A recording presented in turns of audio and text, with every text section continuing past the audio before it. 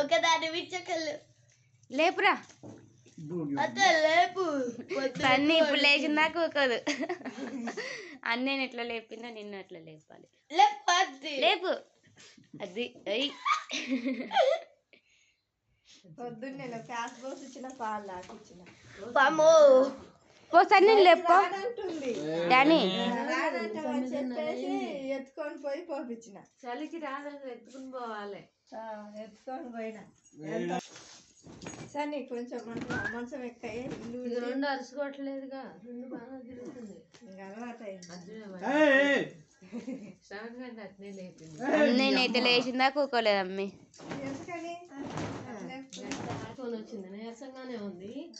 ఇక ఏం పోనన్న వరకు ఇంకా ఆమె కూడా పోనని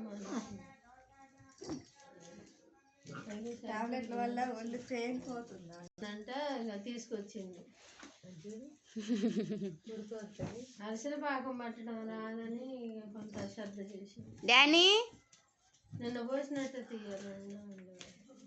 నేను ఇంటికి నిమ్మలంగా ఉన్నప్పుడు చేస్తాలే అన్నాగా, నువ్వెందుకు అంత ఫీల్ అవుతున్నావు? చేసింది ఇంటికాడ ఉన్నంత రోజు చేస్తా.